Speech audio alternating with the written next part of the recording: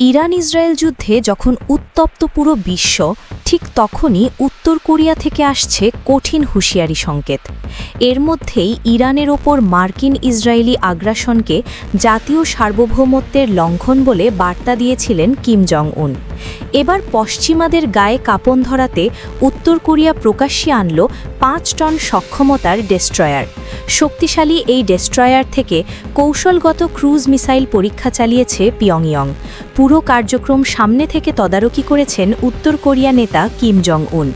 জাহাজটির আনুষ্ঠানিক কমিশনের আগে ভয়ঙ্কর এই পরীক্ষা চালিয়েছে উত্তর কোরিয়া। দেশটির সরকারি গণমাধ্যমের বরাতে এ তথ্য জানিয়েছে আল জাজিরা, রয়টার্স।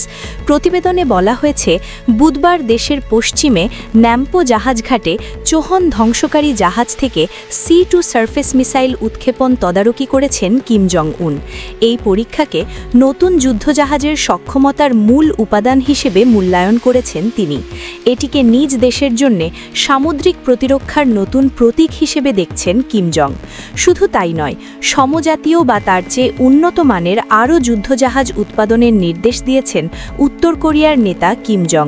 এছাড়া নৌবাহিনীকে পারমাণবিক অস্ত্র গ্রহণের সক্ষমতা ও অর্জনের পরামর্শ দেন উত্তর কোরিয়ার নেতা। মঙ্গলবার এবং বুধবার জাহাজঘাটে 2 দিনের সফরে চোহন পরিদর্শন করেন কিম জং উন। জাহাজটি উত্তর কোরিয়ার নির্মাণাধীন নতুন সিরিজের ৫,০০০ টন ধারণ ক্ষমতার চোহন ক্লাস ডেস্ট্রয়ার জাহাজ। সম্প্রতি ক্ষমতাসীন ওয়ার্কার্স পার্টির সেক্রেটারি জেনারেল হিসেবে আবারও নির্বাচিত হয়েছেন কিম জং উন।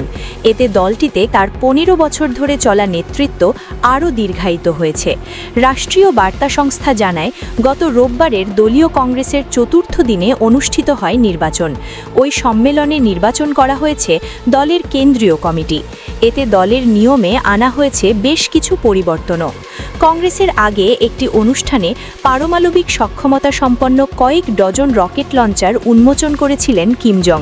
এগুলোকে দারুণ এবং আকর্ষণীয় বলে উল্লেখ করেছেন উত্তর কোরিয়ার নেতা।